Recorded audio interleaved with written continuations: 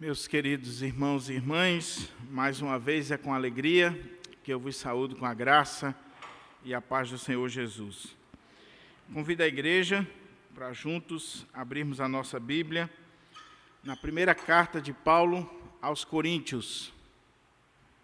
Primeira carta de Paulo aos Coríntios, capítulo 16,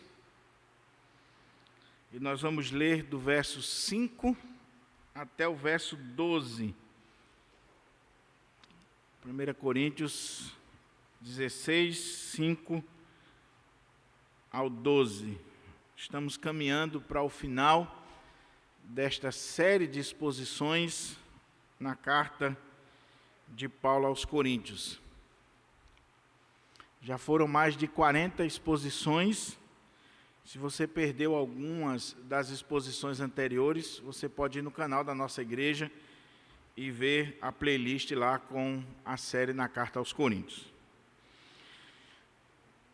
Para aqueles que estão em casa, principalmente, é importante fazer essa observação. Nós utilizamos nesta série, exclusivamente nesta série, a versão King James atualizada. Então, a versão padrão da nossa igreja, praxe da nossa igreja, é a ARA, Almeida, revista e atualizada. Mas nesta série, nós estamos utilizando a King James, tá bom? Diz assim a palavra do Senhor, 1 Coríntios 16, 5 ao 12. Depois de passar pela Macedônia, por onde tenho de atravessar, irei até vós.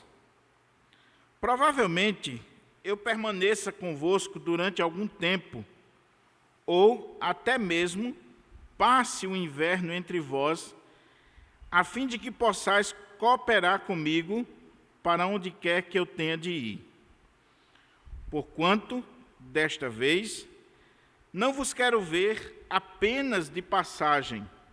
Pelo contrário, anelo ficar algum tempo convosco, se o Senhor o permitir. Contudo, permanecerei em Éfeso até o Pentecostes, porque se abriu para mim uma porta ampla e promissora, mas os inimigos são muitos. Caso Timóteo chegue, tomai providências para que ele não tenha nada que recear entre vós, pois ele trabalha na obra do Senhor, assim como eu. Portanto, ninguém o despreze, mas ajudai-o a prosseguir viagem em paz, a fim de que ele possa retornar até mim, pois o estou esperando juntamente com os irmãos. Quanto ao irmão Apolo, insisti que fosse com os irmãos para vos visitar. Todavia, ele não quis ir agora de modo algum. Irá, porém, assim que tiver uma boa oportunidade. Vamos orar mais uma vez? Vamos pedir ao Senhor que nos abra a porta à palavra, fale o nosso coração, que de fato saiamos daqui conscientes de que Deus falou com cada um de nós de uma maneira toda especial. Pai querido, estamos diante da Tua palavra, e quem somos nós para ministrarmos a Tua palavra?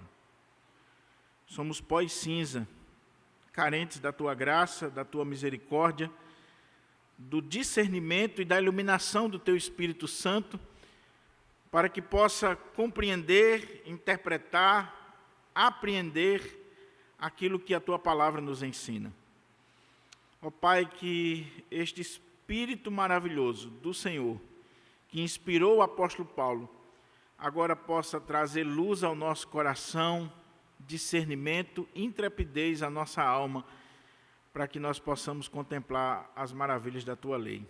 Fala conosco, Senhor, fala com a Tua igreja, com o Teu povo, aqueles que se encontram aqui no templo, aqueles que estão sendo alcançados com esta transmissão, que o Teu Espírito trate conosco individualmente É em Cristo que nós oramos e desde já te agradecemos, hoje e sempre.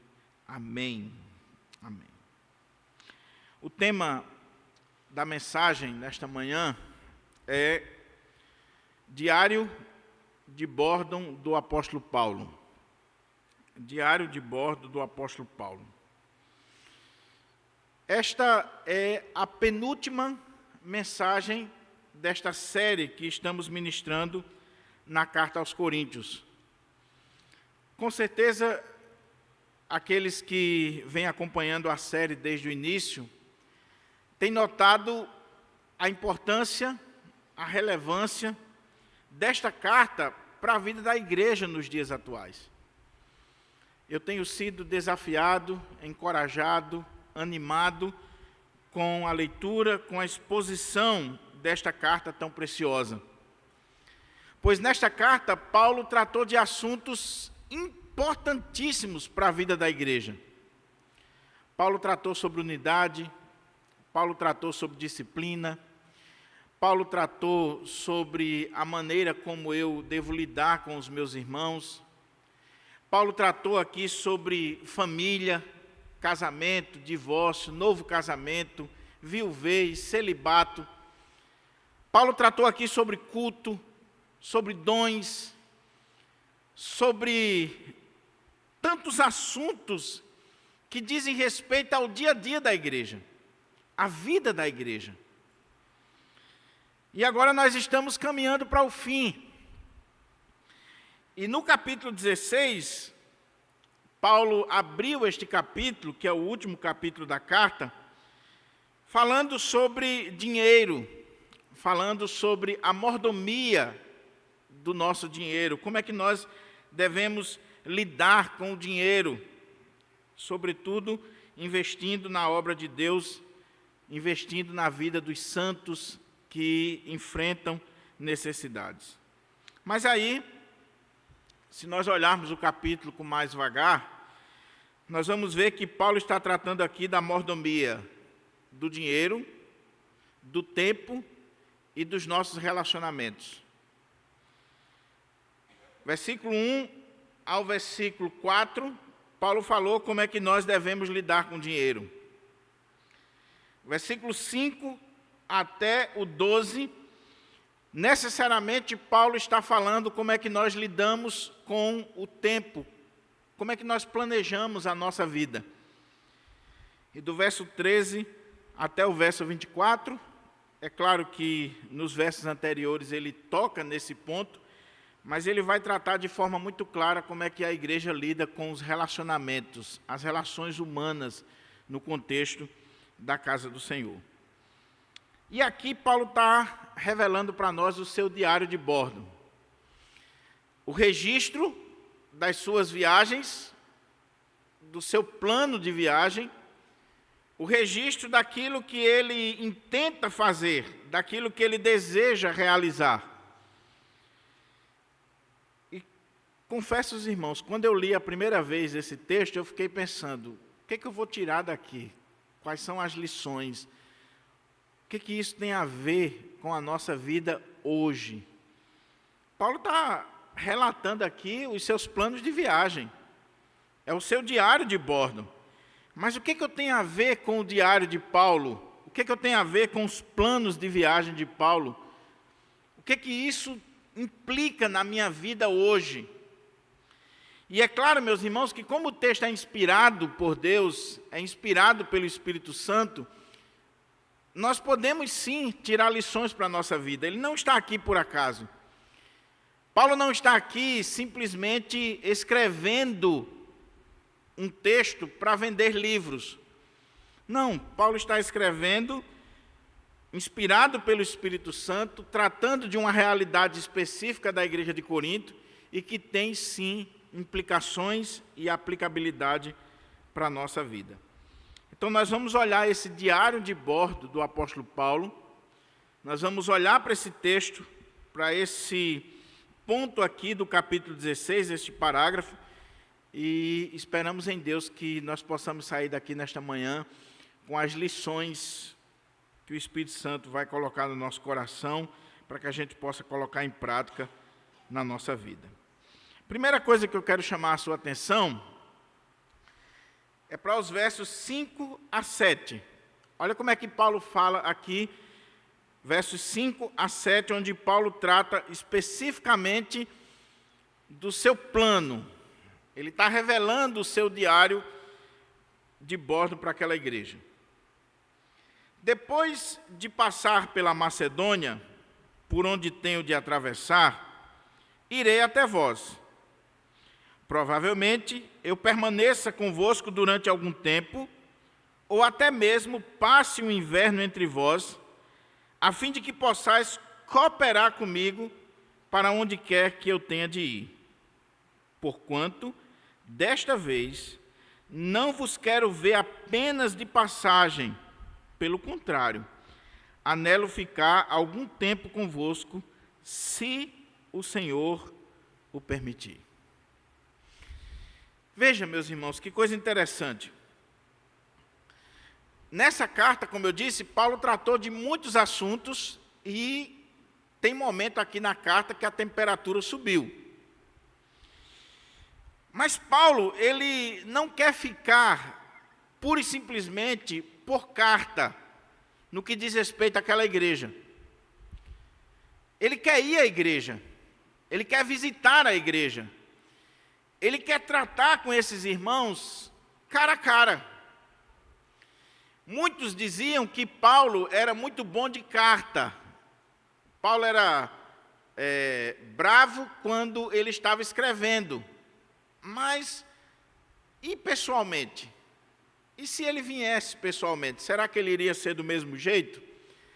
Então, Paulo, para tirar qualquer tipo de imagem nesse sentido, ele diz, olha, eu estou tratando com vocês esses assuntos que são difíceis, pesados, polêmicos até, por carta, mas eu espero ir visitar vocês. Eu espero tratar com vocês cara a cara. Eu não quero ficar simplesmente mandando uma carta, ou mandando um recado, ou tratando a coisa de longe. Eu quero estar com vocês. E eu estou planejando isso. Eu quero ir à igreja tratar pessoalmente com vocês. E por que é importante destacar isso aqui? Se você leu a carta com cuidado e você acompanhou a série, você vai ver que a relação de Paulo com essa igreja não está boa. Tinha gente que não aceitava a liderança de Paulo, que questionava o apostolado de Paulo. Tinha gente que não admitia que Paulo pudesse ser tido como uma liderança naquela igreja. E ele vai revelar isso de forma mais clara na segunda carta aos Coríntios. Quando a gente estuda o contexto aqui da igreja de Corinto, nós vemos que essa relação de Paulo com a igreja de Corinto nunca foi boa. Apesar dele ser o plantador, dele ter passado ali muito tempo naquela igreja, mas haviam pessoas ali na igreja que não iam com o apóstolo Paulo. Paulo, então, ele escreve cartas para aquela igreja. Ele já tinha escrito uma carta, se você olha o capítulo 5, verso 9, uma primeira carta. Depois ele escreve essa segunda carta. Se você olha 2 Coríntios, logo nos 2 primeiros capítulos, ele fala de uma terceira carta, que é a carta das lágrimas, que é uma carta severa, que é fruto de um momento específico na vida de Paulo, entre aquilo que ele vai dizer aqui no texto que nós estamos considerando, e o momento lá da igreja de Corinto, por ocasião da segunda carta. E depois dessa carta severa, Paulo escreve aquilo que nós temos no cano como a segunda carta aos Coríntios, que na verdade seria a quarta carta. Mas como a primeira se perdeu, do capítulo 5, verso 9, nós temos essa aqui, que é considerada a 1 Coríntios. Essa carta das lágrimas, ou a carta severa, também se perdeu, e nós só temos a outra carta, que é chamada de 2 Coríntios. Então, Paulo escreveu, no mínimo, 4 cartas para aquela igreja. E ele vai fazer visita àquela igreja. Ele vai estar com aqueles irmãos para mostrar que ele não trata das coisas somente por carta ou de longe. E aqui, meus irmãos, nós já podemos tirar uma lição preciosa para a nossa vida. Nós precisamos aprender a tratar as coisas olho no olho. Nós não podemos usar de subterfúgios, como, por exemplo, as redes sociais, como, por exemplo, uma carta ou um documento. Nós temos que aprender a tratar as coisas olho no olho. E é isso que Paulo está nos ensinando aqui. Agora veja como ele está abrindo o coração para aquela igreja. Porque ele quer tratar olho no olho com a igreja, porque ele ama aquela igreja, porque ele não abre mão da vida daqueles irmãos, porque ele ainda considera aquela igreja uma igreja de Deus. Com todos os problemas que aquela igreja tinha e que foram elencados aqui na carta, Paulo ainda chama aquela igreja de Deus. Por quê? Porque são problemas que não necessariamente dizem respeito a uma heresia, a não ser o capítulo 15, que trata da questão da ressurreição, mas que não era a igreja toda, era um grupo, um pequeno grupo que estava ali defendendo a possibilidade de não haver ressurreição. Mas os demais eram problemas que poderiam ser tratados, curados, resolvidos na igreja. E aí Paulo ama aquela igreja a tal ponto de agora estar abrindo o seu coração, abrindo o seu diário de bordo e dizendo àquela igreja quais são os seus planos.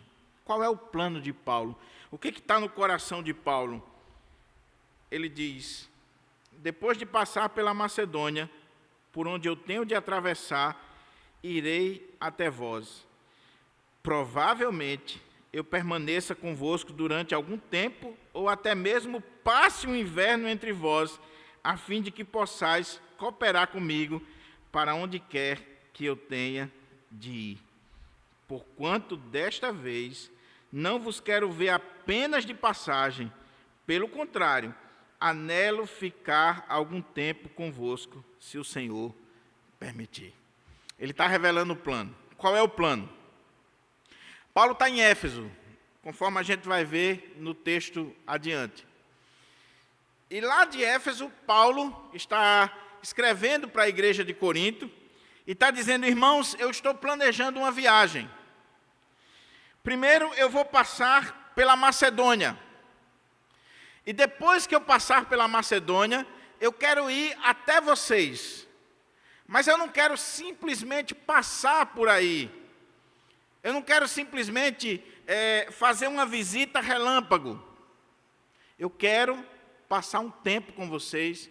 Eu quero dedicar um tempo à igreja. Quem sabe ficar aí durante o inverno. Passar pelo menos uns 3 a 4 meses com vocês, para que a gente possa resolver nossas pendências. E quando a gente lê o texto, meus irmãos, Paulo não só está revelando o seu diário, o seu itinerário, as suas viagens, o seu plano de viagem, porque, por exemplo, ele está em Éfeso, ele está na Ásia Menor, na província da Ásia. Éfeso, na Ásia. Ele quer ir dar uma passada na Macedônia. Então ele vai fazer uma longa viagem, vai passar pela Macedônia para visitar, por exemplo, a igreja de Filipos, a igreja de Tessalônica. Ele quer visitar esses irmãos. E depois que ele for lá para a Macedônia, ele volta, ele desce e vem para a província da Acaia, que Corinto é a capital. Então veja que ele vai fazer uma longa viagem. Ele sai da Ásia, vai para a Macedônia, e da Macedônia ele desce para a Acaia. É o plano de viagem. Só que ele diz: na Macedônia eu vou passar, eu vou fazer uma visita, ver como é que estão as igrejas. Agora, na Acaia, aí em Corinto não. Eu quero ficar um tempo com vocês, eu quero passar um tempo aí, para que a gente possa tratar algumas coisas. Eu fico encantado com isso, e à medida que o texto vai crescendo, nós vamos vendo isso de forma mais clara. Paulo não abre mão da igreja, Paulo não tem medo de tratar dos problemas pessoalmente com a igreja, e Paulo aqui, ele começa a refletir algumas coisas que também ele precisa mudar. Porque quando a gente lê a carta, um dos problemas daquela igreja com Paulo, se você olha o capítulo 9, por exemplo, é que Paulo, quando esteve ali em Corinto, ele não quis receber salário daquela igreja. Ele viu que aquela igreja era uma igreja que tinha a tendência de endeusar homens, de colocar líderes no pedestal. Então ele tomou uma série de cuidados naquela igreja. Por exemplo, não batizar pessoas, ele só batizou a casa de Estéfana. E dentre esses cuidados, Paulo teve o cuidado de não receber salário daquela igreja, porque ele sabia que se a igreja de Corinto pagasse a ele, pagasse o salário dele, a igreja de Corinto poderia querer exercer uma autoridade muito grande sobre ele. Mas agora, Paulo mudou o tom, porque ele diz aqui, olha, eu quero ir passar um tempo com vocês, e eu vou ficar aí com vocês durante o inverno, e eu quero que vocês cooperem comigo e me ajudem para que eu possa seguir viagem para onde eu possa ir. Ou seja, agora Paulo está disposto a receber ajuda daquela igreja. Ele está, olha como é que diz o texto: provavelmente eu permaneça convosco durante algum tempo, ou até mesmo passe o inverno entre vós, a fim de que possais cooperar comigo para onde quer que eu tenha de ir. Ou seja, Paulo refletiu e ele viu que ele não podia ser tão duro com aquela igreja, mas que aquela igreja poderia sim cooperar com ele no seu ministério. Ele está dando o privilégio à igreja de cooperar, de fazer parte do seu ministério, de investir no seu ministério, nas suas viagens, cobrindo as suas despesas, e ao mesmo tempo ele está quebrando o orgulho lá no seu coração que ele havia colocado anteriormente. Mas, veja como é que o texto continua. Porquanto, desta vez, não quero ver apenas de passagem, pelo contrário, anelo ficar algum tempo convosco, se o Senhor o permitir. Aqui está o ponto, meus irmãos, desse texto, e que deve ser o foco, o fulcro desse texto para que a gente entenda e aplique na nossa vida. Porque quando você lê o texto, o que é que Paulo está fazendo? Planejando. Paulo está dizendo, eu estou em Éfeso, vou sair de Éfeso, vou para Macedônia, da Macedônia vou para Corinto, de Corinto ele iria para Jerusalém. Ele está dizendo, olha, eu vou antes, porque eu quero passar um inverno aí com vocês, porque ele sabia que se ele deixasse para viajar no período do inverno, seria extremamente perigoso. Então ele quer chegar em Corinto para passar o inverno lá. Ele diz, eu estou indo para que vocês cooperem comigo nas viagens que eu tenho de fazer. Só que ele termina essa parte dizendo assim, se o Senhor o permitir. Que coisa maravilhosa, meus irmãos. Porque nesse diário de bordo do apóstolo Paulo, Paulo vai tratar de um ponto que é fundamental para a nossa vida e que muitas vezes nós esquecemos. Por um lado, o planejar. O planejar pertence a nós. O planejar pertence ao homem. Por outro lado, o executar pertence a Deus. É se o Senhor o permitir. É se o Senhor quiser. Só que nós temos a tendência de ir para os extremos. Ou para o extremo de viver uma vida pura e simplesmente planejada nos mínimos detalhes, sem levar Deus em consideração. E aí você planejou sua vida nos mínimos detalhes. Onde você ia morar, o que você ia fazer, quantos filhos você deveria ter, como deveria ser sua casa, seu casamento. Você planejou tudo. Você é aquela pessoa meticulosa. Você planeja os seus horários, os segundos. Só que você não leva Deus em consideração.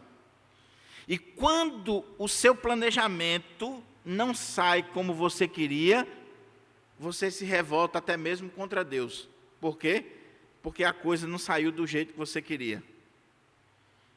O outro extremo é aquela pessoa que vive descansando na soberania de Deus, na vontade de Deus, que Deus vai dirigir minha vida, que Deus vai abrir portas, que Deus vai fazer isso, mas ela não planeja absolutamente nada. Veja como é que é Paulo. Eu estou em Éfeso, vou para Macedônia, vou para Acaia, vou para Jerusalém. Eu estou fazendo aqui os meus planos, meu roteiro. Eu preciso ir antes do inverno, eu não posso viajar no inverno. Paulo não é aquele crente que diz assim, não, se Deus está comigo é vencer ou vencer. Não interessa inverno, não interessa mar bravio, não interessa turbulência. Se o Senhor está comigo, meu irmão, eu vou e o capeta sai da frente. Não, está inverno, mas o Senhor é o dono do mar. Ele vai cuidar de mim. Não, Paulo é prudente, Paulo tem bom senso. Eu tenho que viajar antes do inverno, e quando chegar o inverno, eu já estou em Corinto, passando o inverno lá, porque no inverno não se viaja, as viagens são perigosas. O barco pode afundar. Então ele planeja. Mas por outro lado, ele diz, mas eu vou realizar isso, se o Senhor permitir, se o Senhor quiser. E se você olhar em todos os versículos que nós lemos aqui, Paulo, ele sempre coloca na condicional. Provavelmente, se der certo, se o Senhor quiser, vocês vão cooperar comigo para que eu siga adiante, mas isso aqui não depende somente de mim, depende de Deus. Meu querido irmão, minha querida irmã, como é que você dirige a sua vida? Como é que é o seu dia, a sua semana, o seu mês? Onde é que você quer estar daqui a 30 anos? Sua vida é planejada? Você é aquela pessoa que pensa no que vai fazer, no que vai realizar? Existe um texto que é muito mal interpretado pela igreja do Senhor ao longo dos séculos.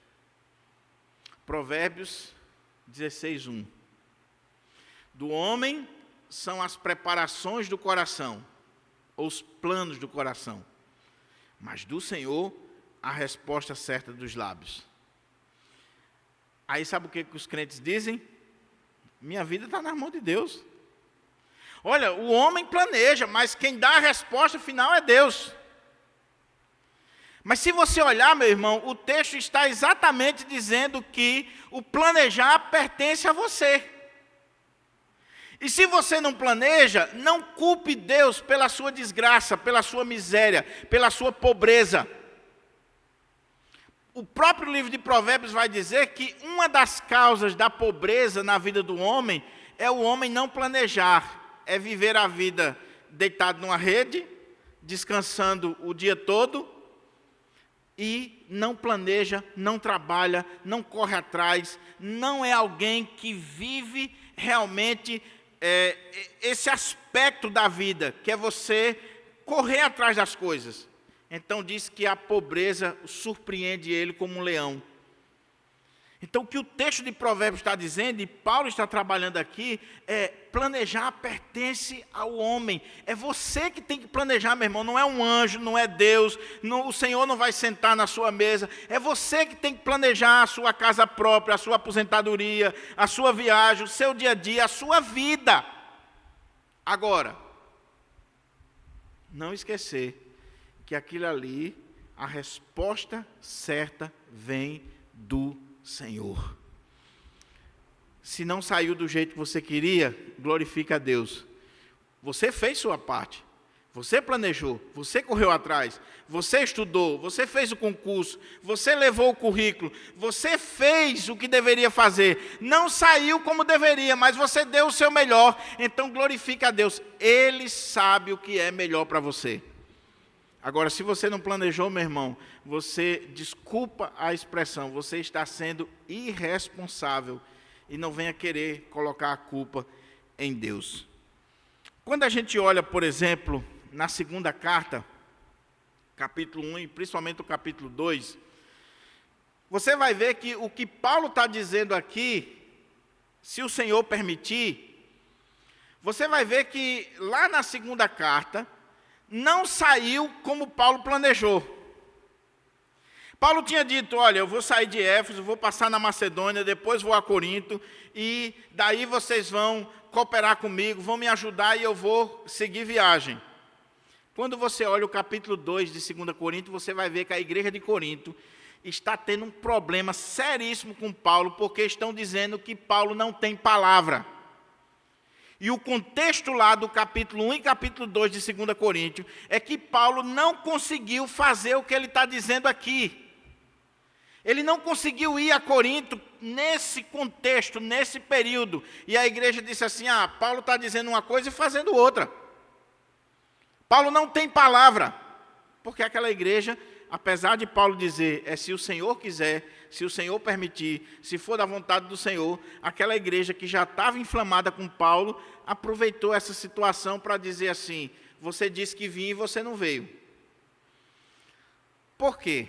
Se você olha lá o capítulo 2 de 2 Coríntios, nesse íntere aqui do que Paulo está dizendo, que saiu diferente do que ele planejou, Paulo teve que fazer uma visita às pressas à igreja de Corinto, e quando chegou lá, houve um problema seríssimo na igreja, a ponto de Paulo sair de lá às pressas. Paulo quase apanhou na igreja. Alguns entendem por causa daquele rapaz lá do capítulo 6, capítulo 5, que estava em pecado, e tinha um grupo da igreja que era com ele. Então Paulo foi para a igreja, aquela assembleia da igreja, o pau cantou, e Paulo sai de lá, escreve uma carta, e o desejo de Paulo é não pisar mais ali. Eu tomei uma decisão, ele diz no capítulo 2, de não estar mais entre vocês com lágrimas, com sofrimento. E ele escreve essa carta, que é chamada a Carta das Lágrimas, ou a Carta Severa, por causa dessa visita desastrosa que ele fez. E os coríntios vão dizer, ele não cumpriu a palavra, ele disse que ia ficar um tempo e tal, mas olha o que ele está dizendo aqui. Então, meus irmãos, nem sempre as coisas saem do jeito que nós planejamos. Mas nós devemos planejar.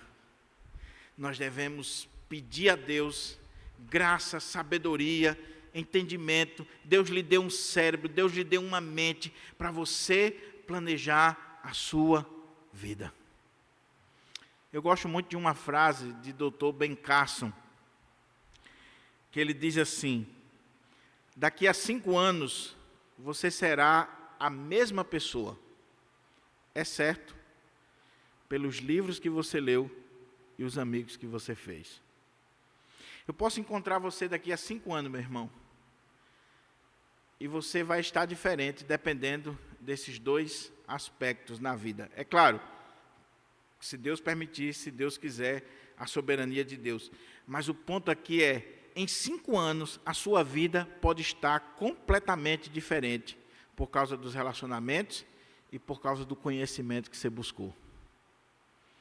Se você fez um curso, se você arrumou um emprego, o que você quer fazer, ou como você quer estar daqui a 5 anos.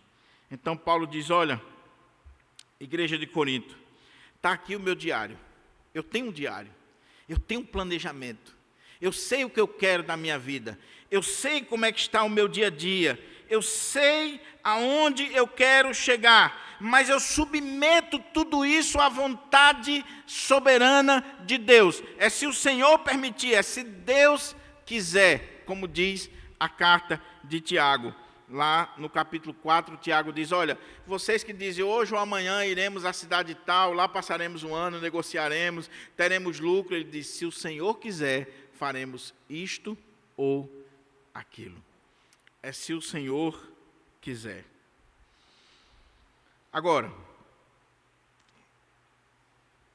Paulo primeiro revela esse diário, ele coloca essa questão de levarmos em consideração a soberania de Deus e a responsabilidade humana. Aquilo que pertence a você, é você que deve fazer. Aquilo que pertence a Deus, é o Senhor quem vai fazer.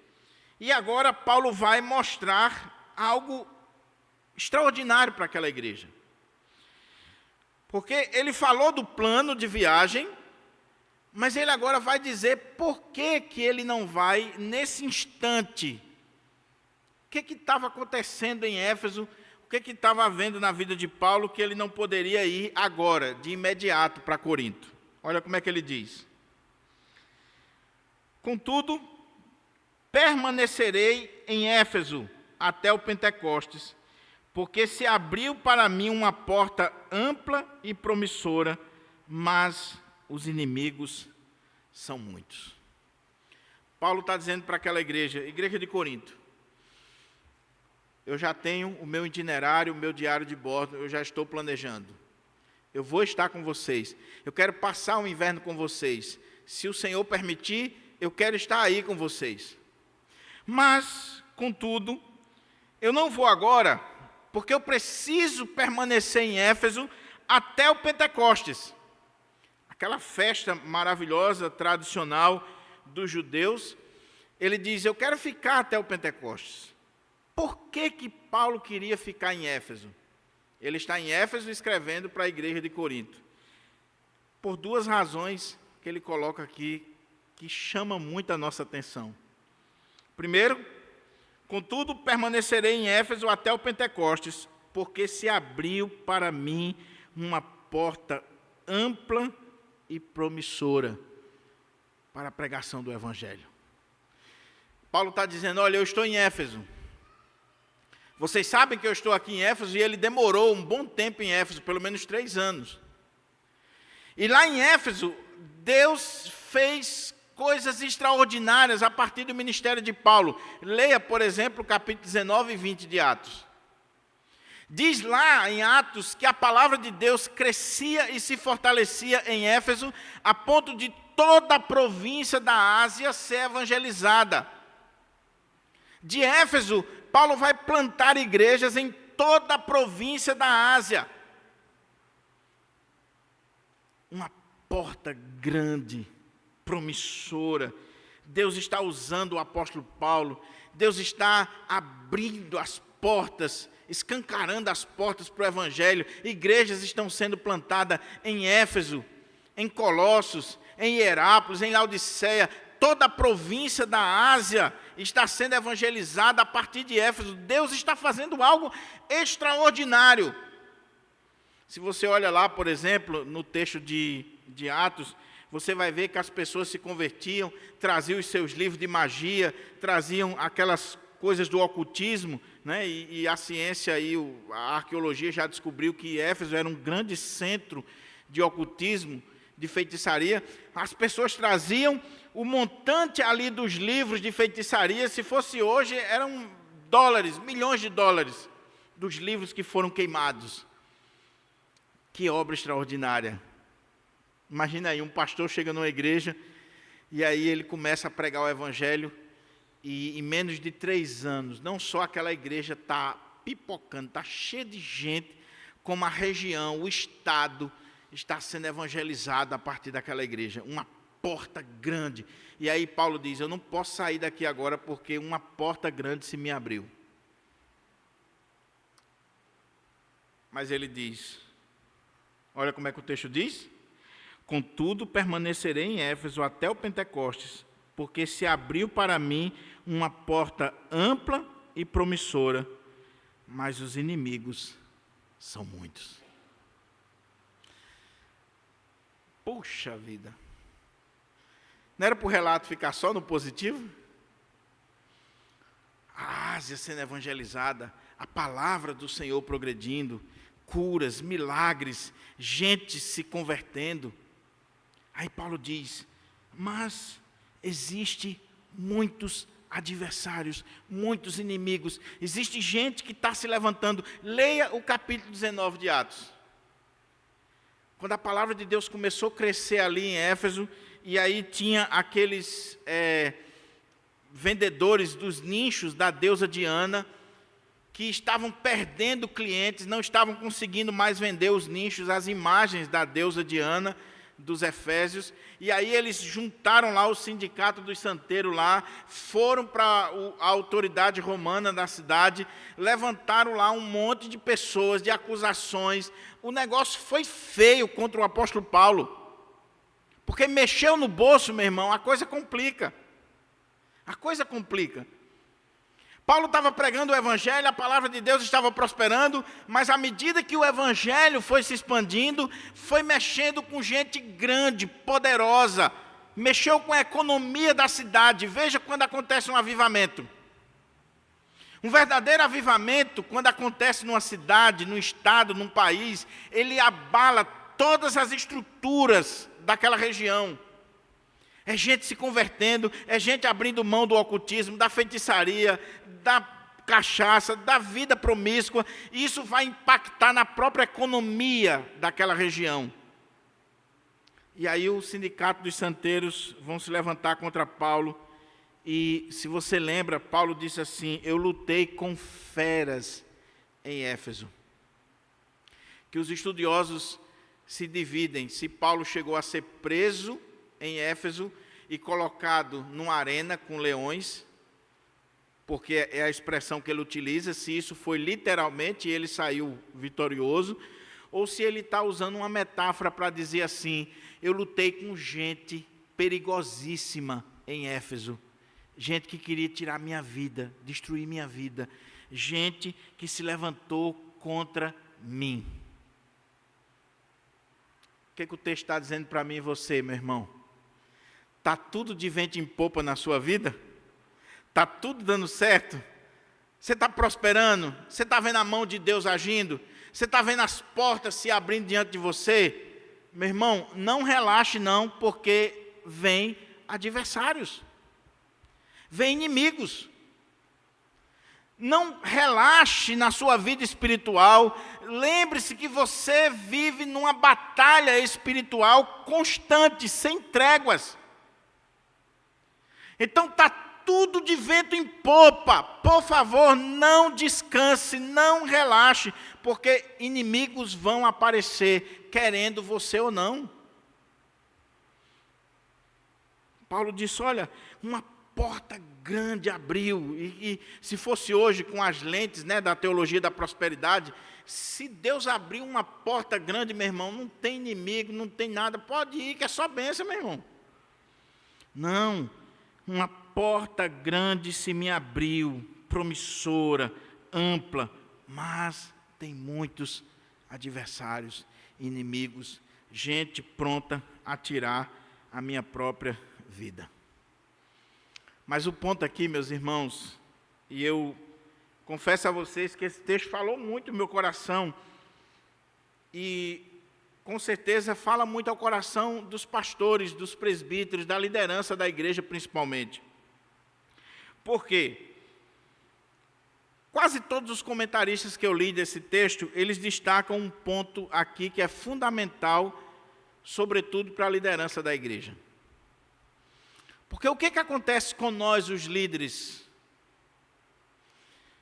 Quando inimigos se levantam, quando adversários vêm contra você e quando a coisa está complicada, qual é a tendência do líder? É dizer assim, irmãos, fique em paz que eu estou indo embora. Olha, a coisa está tão feia aqui que eu acho que é melhor eu sair para que a coisa fique em paz, para que a obra de Deus não sofra. Paulo está fazendo exatamente o contrário.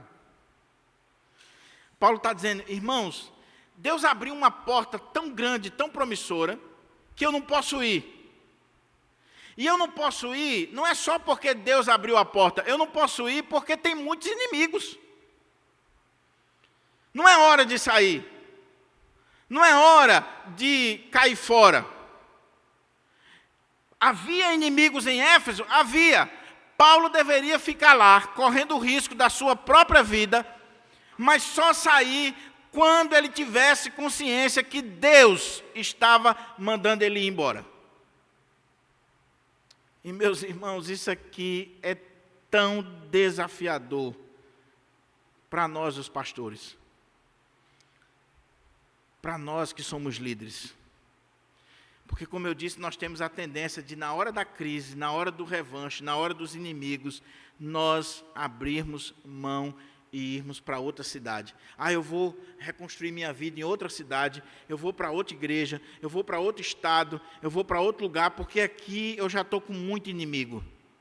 Paulo disse, não é hora de sair. Mas não é só o pastor, não. É assim no seu trabalho, é assim muitas vezes na sua vizinhança, na nossa vida como um todo. Portas se abrem, e você está vendo ali Deus lhe abençoar, Deus abrir portas, Deus fazer a coisa prosperar, mas porque se levantou 2, 3, 4 pessoas se levantaram contra você, aí você quer cair fora. Pastor Estevão, da Assembleia de Deus, um amigo querido, já pregou aqui na nossa igreja. Uma vez ele disse para mim uma coisa que me marcou e que eu, em muitos momentos da minha vida, eu reflito sobre isso. Ele disse assim, Reverendo Diogo, se tem uma coisa que eu aprendi na minha vida e que eu tenho procurado colocar em prática, é que eu nunca devo fechar uma porta que Deus abriu. Se Ele quiser fechar, Ele fecha.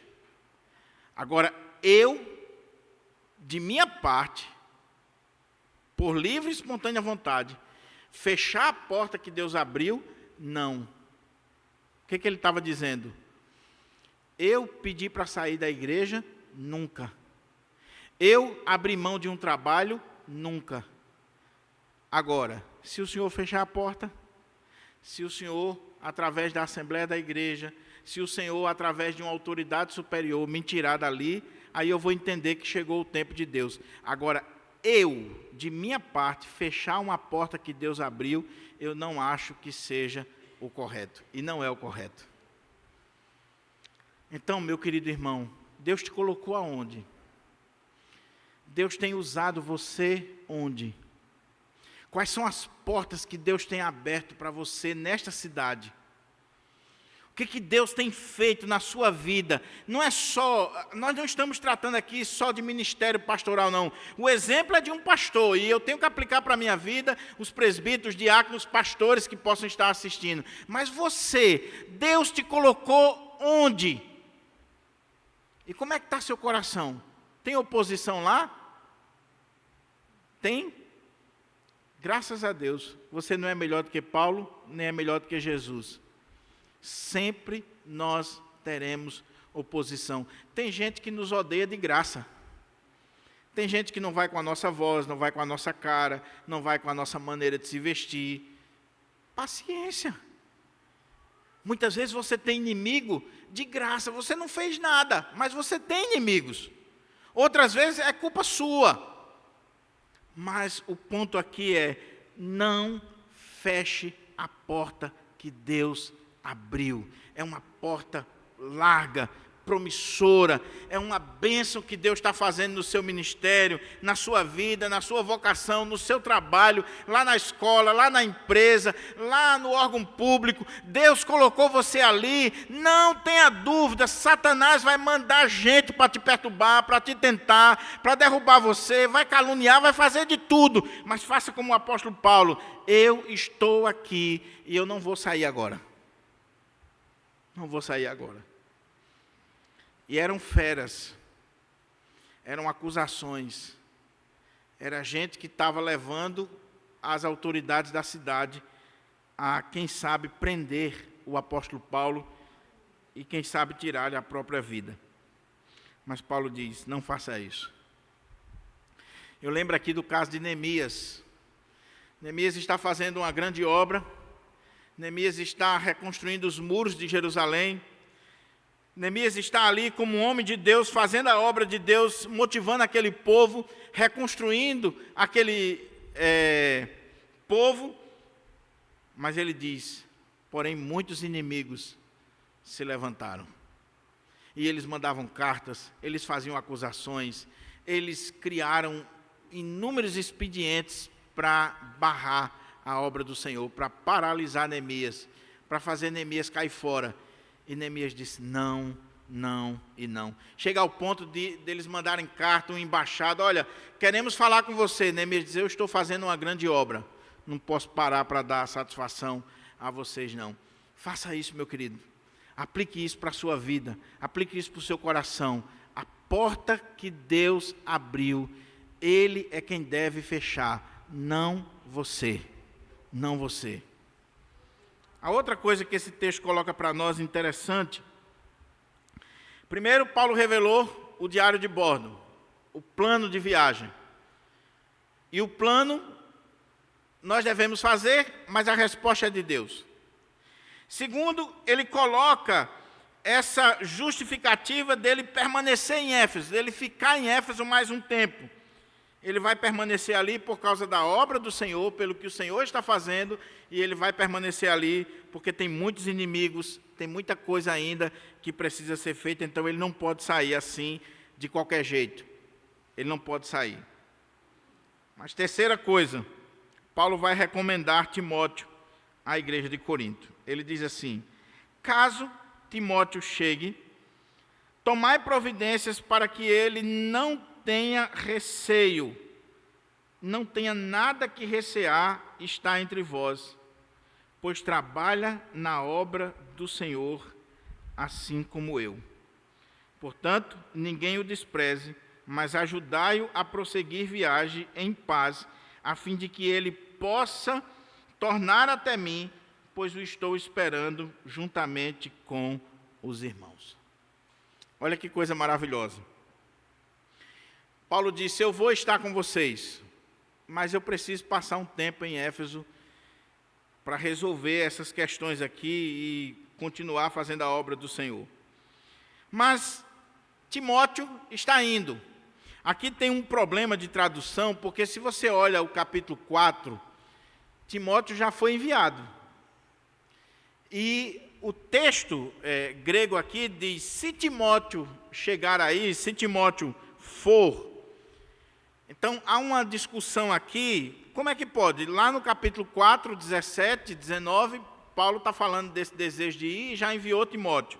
E aqui ele está dizendo assim, se Timóteo for, como assim? Ele não já foi? Inclusive, a King James coloca assim, caso Timóteo chegue, o que está acontecendo? É que Timóteo partiu para Corinto, mas a carta que Paulo está enviando aqui para a igreja de Corinto está chegando na frente dele. Timóteo deve ter passado pela Macedônia, deve ter visitado as igrejas, cumprido ali uma agenda que Paulo determinou para ele. Ele era um auxiliar de Paulo, era um jovem ministro, fiel a Paulo, e ele tinha essas missões que eram dadas por Paulo para ele, de visitar a igreja, de pastorear algumas igrejas. Era um homem de confiança de Paulo. E Paulo disse, olha, Timóteo vai chegar aí. Ele já está indo. Agora, quando ele chegar, caso ele chegue aí, eu quero que vocês façam algumas coisas. Primeiro, tomem providências para que ele não tenha nada que recear estar entre vós, pois ele trabalha na obra do Senhor, assim como eu. Veja o coração de Paulo, Tiagão. Ele está dizendo assim, irmãos, eu enviei Timóteo para visitar vocês. Mas cá entre nós, a igreja com aqueles problemas todos ali, você enviar um jovem obreiro, Timóteo poderia ter no máximo 30 anos. Paulo ficou preocupado. Como é que ele vai ser recebido lá? Se Paulo, no capítulo 2 de 2 Coríntios, vai dizer que quando ele chegou lá, ele quase apanhou na igreja, o problema foi sério, Paulo ficou pensando, o que eles vão fazer com Timóteo? Existia um grupo ali que era contra Paulo, e que a figura de Timóteo lembrava Paulo, porque Timóteo era fiel a Paulo. Então eles poderiam retalhar Timóteo para chegar a atingir o apóstolo Paulo. Eles poderiam menosprezar aquele rapaz, eles poderiam tratar mal aquele rapaz. E como Timóteo, a palavra de Deus coloca que Timóteo era tímido, era jovem e era doente. E aí Timóteo iria chegar naquela igreja, imagina uma assembleia, um pastorzinho novo, recém-ordenado, menos de 30 anos de idade, aí tem ali toda aquela turma experiente da igreja, os donos da igreja, ricão, gente poderosa na igreja, iria botar o dedo na cara do pastorzinho e impor sobre ele. Aí Paulo está dizendo, quando Timóteo chegar aí, tomai providências para que ele não tenha receio de estar entre vós. Ele não tenha receio, não tenha medo, não tenha constrangimento de estar no meio de vocês. Irmãos, veja como é que era essa igreja. Você já pensou uma igreja que um obreiro, um presbítero, um pastor tem medo de ir lá? Tem medo de ir cultuar com aqueles irmãos, adorar com os irmãos, está com receio, está com dedos, porque ele não sabe o que pode acontecer ali. Paulo está preocupado porque ele mandou Timóteo para uma missão complicada. Abrindo um parênteses aqui. Pastor Jeremias Pereira é uma figura diferenciada, né? Ele disse, em uma de suas pregações, que eu ouvi há muitos anos, que tinha um presbítero na igreja dele, que era complicado, um presbítero daquele assim, carne de pescoço, dava trabalho que só a misericórdia. E um dia ele cometeu um pecado terrível com esse presbítero. O que ele fez? Ligaram para a casa dele, Tiagão, de madrugada, pastor Jeremias, vem aqui, que tem uma pessoa endemoniada aqui no meu prédio, está com a faca na mão, e está quebrando tudo aqui, não tem quem chegue perto dele, está endemoniado, é espírito mesmo, e eu queria que o senhor viesse aqui para orar e expulsar o demônio. Ele disse, já sei, vou mandar o presbítero. Ligou para o presbítero. Presbítero, próximo da sua casa aí tem uma pessoa que está precisando de oração, você pode ir lá? Agora, reverendo. E aí ele disse que, quando desligou o telefone, o coração mexeu com ele. Meu Deus do céu, esse presbítero é complicado, mas olha o que eu fiz com ele, Jesus. Oh, Senhor, tem misericórdia. Senhor, guarda ele, Senhor. Senhor, não deixa esse cara matar ele não, Senhor, que eu não vou ficar em paz, eu não vou ter paz na minha vida e tal. E ele disse que dobrou o joelho e ficou orando. Quando foi 1 hora depois, ele ligou para o presbítero. E aí, presbítero, como é que está? Ele disse, reverendo, fica na bênção, já expulsei o demônio, estou tomando um cafezinho com bolacha aqui, pode ficar tranquilo, pode dormir tranquilo. O presbítero era ruim, mas era cheio do Espírito Santo. Que é assim, irmão, nós temos problemas, de perto, ninguém é normal. Todos nós temos dificuldades. É mais ou menos o que Paulo fez aqui. É claro que Paulo amava Timóteo, era o seu filho na fé. Ele não mandou como Jeremias mandou. Ele mandou Timóteo e ele disse assim, e agora? Como é que essa igreja vai receber Timóteo? Então ele diz, irmãos, cuidem para que quando Timóteo chegar aí, vocês tratem ele bem, vocês tratem ele de tal forma que ele não tenha receio de estar no meio de vocês. Outra coisa que vocês devem fazer, sim, por quê? Porque ele trabalha na obra do Senhor, assim como eu.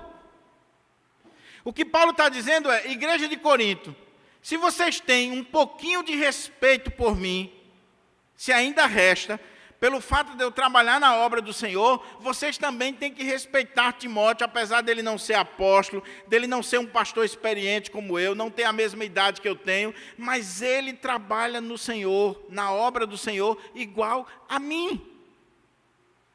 O que Paulo está fazendo com aquela igreja? Igreja de Corinto, honre o pastor experiente e honre o pastor que está começando.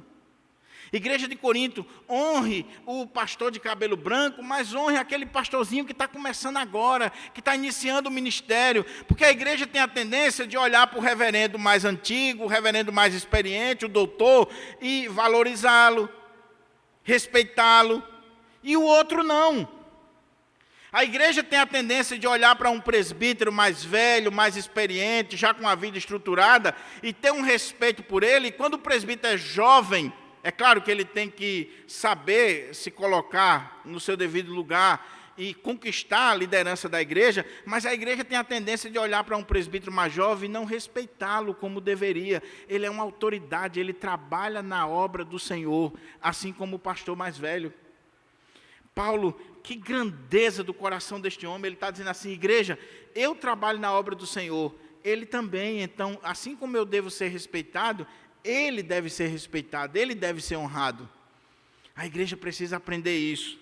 Aí ele diz: caso Timóteo chegue, tomai providências para que ele não tenha nada que recear estar entre vós, pois ele trabalha na obra do Senhor, assim como eu.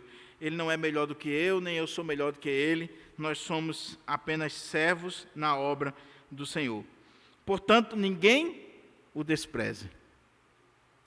A igreja tem a tendência de desprezar a liderança quando é jovem.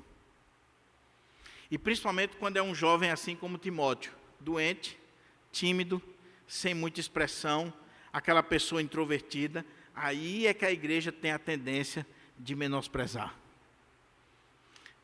A vida ministerial ela é muito difícil, irmãos, porque se você é jovem, a igreja tem a tendência de menosprezar. Se você é muito velho, ou se você já atingiu uma certa idade, a igreja tem a tendência de fazer a mesma coisa, porque agora você está velho, já não serve mais como antes. Você agora já não tem mais a força que deveria, você não tem mais o carisma que deveria, e a igreja vai desprezar você. Nem muito jovem, nem muito velho. Mas o ponto aqui é, independente se é jovem, se é velho, se trabalha na obra do Senhor, se é um servo do Senhor, a igreja não pode desprezar. E mais, ajudai-o a prosseguir viagem em paz, a fim de que ele possa retornar até mim, pois eu estou esperando juntamente com os irmãos. A igreja deve honrar a sua liderança, a igreja deve incentivar a sua liderança, a igreja não pode fazer com que a sua liderança tenha receio de estar entre ela, e além do mais, a igreja deve investir na sua liderança. E ele está falando aqui de investir financeiramente. No caso aqui de Timóteo, era investir nas viagens, na viagem de retorno. Ele ia para a igreja, mas Paulo e os irmãos estavam esperando ele de volta. E quem deveria cobrir os custos da viagem? A igreja de Corinto. A igreja de Corinto deveria ter essa visão. Timóteo está vindo aqui, vai pregar a palavra, vai estar conosco, vai ministrar aqui os mandamentos do Senhor para nós, e nós vamos custear as despesas dele de volta para Éfeso. Há muita igreja mão de vaca, meus irmãos. Há muita igreja que não valoriza os seus obreiros, que não valoriza os missionários, que tem muito dinheiro aplicado e não investe em vidas, em pessoas. Reverendo Augusto Nicodemos lançou um livro agora comemorando os seus 40 anos de ministério pastoral. Eu estou lendo o livro. E um dos capítulos do livro é exatamente sobre oferta para os pregadores, para as igrejas, quando as igrejas convidam um pregador. E se por um lado o pastor, o pregador, ele não pode ir para uma igreja por causa da oferta, por outro lado, a igreja não pode se furtar de honrar aqueles que estão servindo o Senhor, porque eles têm casa, eles têm família, eles lavam roupa, eles pagam conta, eles têm que viver. Então Paulo está dizendo, igreja de Corinto, cubra as despesas de Timóteo quando ele for ter convosco, para que ele volte. Honre pessoas assim, cuide dele, faça o melhor, para que quando ele voltar, nós possamos recebê-lo assim como ele foi, recebê-lo em paz, com saúde, recebê-lo bem. Concluindo, meus irmãos, esse diário de bordo de Paulo, olha o que ele diz aqui no texto ainda. Quanto ao irmão Apolo, não é Apolo meu neto, quanto ao irmão Apolo, insisti que fosse com os irmãos para vos visitar. Todavia, ele não quis ir agora, de modo algum. Irá, porém, assim que tiver boa oportunidade. Olha que coisa interessante aqui no texto, que se você pegou as mensagens anteriores e prestou atenção, você vai entender perfeitamente o que Paulo está dizendo aqui. O que Paulo está dizendo? Primeiro, a expressão que ele utiliza aqui, quanto a o irmão Apolo. Lembra do capítulo 7, versículo 1, do capítulo 8, do capítulo 12 e do início do capítulo 16? Há uma expressãozinha em grego chamada peridi, quanto a, com respeito a. E o que os estudiosos entendem à luz dessa expressão que aparece, que é traduzida aqui, quanto a? É que Paulo tinha em suas mãos uma carta da igreja de Corinto, com perguntas. Então, quanto a esse determinado assunto que vocês mandaram, eu digo isso, isso e isso. Quanto a esse assunto, isso, isso e isso. Quanto aos dons espirituais, isso, isso e isso. Então, a partir do capítulo 7, Paulo está respondendo perguntas daquela igreja, da carta que foi enviada pela igreja. E aí, quando chega aqui no texto, ele diz assim, quanto a Apolo, quanto ao irmão Apolo, insisti que fosse com os irmãos para vos visitar. Todavia, ele não quis ir agora, de modo algum. Irá, porém, assim que tiver boa oportunidade. O que leva a gente a entender aqui, à luz do contexto? É que na carta, e veja que Paulo está deixando para o final, é a última pergunta, depois daqui não tem mais esse quanto a. Na carta que os coríntios escreveram, eles estão pedindo informações, ou quem sabe estão pedindo para Paulo enviar Apolo para a igreja de Corinto mais uma vez. E você só vai entender isso aqui se você lembrar do livro de Atos e você lembrar de alguns pontos da carta lá no início. Quem é Apolo? Apolo, de acordo com o livro de Atos, era um pregador eloquente em palavras. Alguém que se converteu, ele era um judeu de Alexandria, ele se converteu a Cristo, ele foi discipulado e ele era poderoso em palavras, um grande orador, um grande pregador. E quando Paulo sai de Corinto, quem é que substitui Paulo em Corinto? Apolo. Ele é o pastor da igreja de Corinto quando Paulo sai. Só que agora Apolo está com Paulo em Éfeso, na casa de Áquila e Priscila.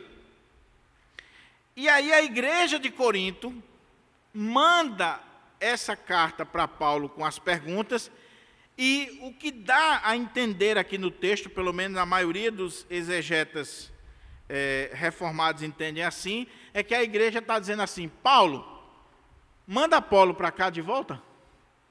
Manda Apolo de novo para pastorear a igreja. Lembre-se, lá no capítulo 3 e 4, nos primeiros 4 capítulos, você tinha um grupo muito forte ali que queria Apolo. Tinha o grupo de Paulo, tinha um grupo de Pedro, tinha um grupo de Apolo e tinha um grupo de Cristo. Então, quem sabe aquele grupo de Apolo, que era o grupo maior, provavelmente, colocou na carta, olha, nós queremos Apolo de volta, porque Apolo era um pregador eloquente. Então, quem sabe eles estavam pensando assim, o que a igreja está precisando é de um grande orador, de um grande pregador, de alguém que arrebanha as massas. E quem é esse cara? É Apolo. Nós não queremos um teólogo, que é Paulo. Paulo é o teólogo, Paulo é o estudioso, o exegeta. Nós não queremos um cara mais radical como Pedro, nós queremos Apolo, que é aquele cara que no domingo à noite vai subir no púlpito e vai dar um show de oratória e a igreja vai encher. Então manda Apolo. Aí Paulo diz: quanto a Apolo, eu insisti com ele para ir até vocês, mas ele não quer ir de modo nenhum. Quando houver uma oportunidade, ele vai estar com vocês. Meus irmãos, só esse texto aqui daria um sermão. Porque nós vemos aqui a grandeza de Paulo. Paulo não está com ciúme de Apolo. Ele não tinha problema com Apolo. O problema era a igreja, eram os grupinhos. Mas entre os pastores, entre os pregadores, não tinha problema. Ele e Apolo são colegas de ministério, são amigos, são irmãos em Cristo, estão juntos, são homens de Deus, não tem disputa entre eles, quem prega mais, quem sabe mais, quem é mais importante, não tem. E quando a igreja manda a carta, Paulo diz assim: Apolo, vai lá, Apolo, volta, vai lá na igreja, vai ser bênção, esteja lá com os irmãos. Veja que Paulo não tem nenhum problema de Apolo ir pastorear a igreja de Corinto, ou quem quer que seja. Esse é o lado de Paulo. É esse homem que olha para a obra de Deus, é esse homem que tem essa visão diferenciada da obra de Deus. Agora, veja a postura de Apolo. Eu insisti com ele para ir estar com vocês, e ele não quer ir de modo algum. É o outro lado. Porque quem sabe agora, Apolo poderia dizer assim: a igreja está me pedindo, eu sou o cara. Eu vou lá, vou resolver os problemas. Eu sou o pastor ideal para essa igreja. Eu sou o pregador que essa igreja precisa. Eu sou o cara que vai resolver todos os problemas dessa igreja. Mas aí Apolo, de forma sábia, e mostrando que é alguém de caráter, de personalidade, Apolo parou, refletiu e disse assim: nesse contexto que a igreja está dividida, um de Paulo, outro de Pedro, um grupo me querendo, outro grupo que não quer ninguém, é o grupo de Jesus, eu ir nesse contexto, de modo nenhum. De modo nenhum. Em outra oportunidade, eu irei. A ideia que o texto dá é que Paulo pode ter insistido com ele, como ele diz, mas ele disse assim: Paulo, não insista, eu não vou nesse contexto. E por que Apolo não está indo nesse contexto? Porque Apolo sabe que ele indo nesse contexto, ele iria inflamar mais o problema daquela igreja. O grupo dele iria se sentir vitorioso, aí iria se levantar contra o grupo de Paulo e por aí vai. Meus irmãos, quantas lições a gente poderia tirar daqui para a nossa vida. Por um lado, o pastor não pode ser aquele cara ciumento, achando que a igreja é dele, que o povo é dele, e que ninguém pode assumir a liderança ali, porque ele é insubstituível. Se você pensa assim, meu querido, você está muito enganado. Deus tem N pessoas melhores do que eu e você para fazer a obra dele. Deus tem eloquentes, gente boca de ouro. Por outro lado, é o copastor ou a liderança da igreja que está vendo que o povo está querendo usá-lo contra o pastor da igreja ou contra a liderança da igreja que é instituída, porque era isso que aquela igreja estava fazendo. Por que não pediram Paulo, que é o fundador da igreja? Por que não pediram Pedro? Por que estão pedindo Apolo? Aquele homem, de forma sábia, cheio do Espírito Santo, ele diz assim: eu não posso ser joguete na mão de ninguém. Eu não posso ser usado para prejudicar a obra de Deus ou para fazer ciúme a ninguém. Então, eu não estou abrindo mão da igreja de Corinto, fechando a porta, não. Em outro momento eu vou estar aí. Não tenho nada contra a igreja. Agora, nesse momento aqui, não é salutar que eu vá. Que sabedoria. E que lição nós devemos tirar? A liderança da igreja. Se tem um grupo da igreja que está focando em você, meu irmão, tenha muito cuidado. Muito cuidado. É o presbítero querido de um determinado grupo. Aquele grupo só quer esse presbítero aqui, só quer esse pregador. É o fã-clube do reverendo Diogo, que só vem quando o pastor Diogo prega. Se for o presbítero Tiago, se for o presbítero Gutenberg, se for o presbítero Rodrigo, aí não vou não, porque são os presbíteros. Eu só vou quando é o pastor. Ou então eu só vou quando é o presbítero Gutenberg. Meu irmão, você está adorando homens. Você está procurando servir a homens. A igreja de Deus não pode jamais focar em homens. Honrar sim. Honrar sim. Agora, tê-los como insubstituíveis, não. Não. E nós que somos a liderança, nós devemos ensinar isso para a igreja. No dia que a igreja achar que você é insubstituível, que só você é o cara, está na hora de você fazer como Apolo e dizer assim, eu não vou mais não. Vou passar um tempo sem pregar, vou passar um tempo sem ir, porque o povo está confundindo as coisas. Está confundindo as esferas. A minha oração, meus irmãos, é que o Espírito Santo de Deus possa aplicar esse texto na minha vida e na sua vida. São muitas as lições que nós podemos extrair daqui, para a nossa vida pessoal, para a nossa vida familiar, para a igreja do Senhor, para o meu coração e para o seu coração. Planeje, planeje, planeje. Mas saiba que a resposta certa vem do Senhor. Se preocupe com pessoas, mais do que com estruturas. Paulo se preocupou com Timóteo.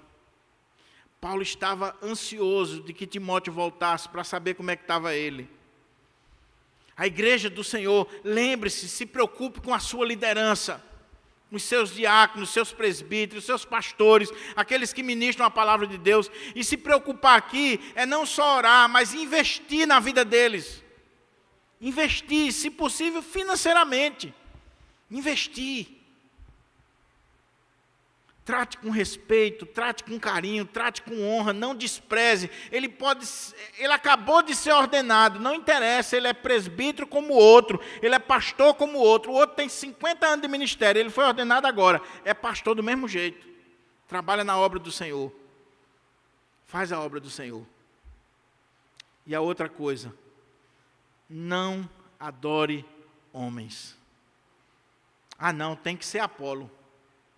Tem que ser Paulo, tem que ser Pedro. Não, tem que ser quem Deus quiser, quem o Senhor quiser. Não é o pastor, o presbítero, não é representante de um grupo da igreja. O pastor ou o presbítero na igreja, ele é representante de Deus. É Deus quem coloca, tem que ser quem Deus quiser. E o pastor e o presbítero, coloque a sua barba de molho quando você estiver sendo destaque. Quando você for o cara. Tenha a sabedoria de Apolo de dizer assim, me usarem para esse tipo de coisa aqui? Nunca, nunca. Deus não me chamou para estar fazendo ciúme a ninguém, para estar criando grupo, fã-clube. Deus não me chamou para isso. Eu não quero pastorear nesse contexto, dentro disso aqui. Eu não vou fazer isso, nem com Paulo, nem com a própria igreja, nem com o meu Senhor, que me chamou para ser pastor da igreja. Ele não me chamou para ser joguete na mão de A, B ou C. Que o Espírito Santo de Deus aplique essa palavra no nosso coração. Vamos orar?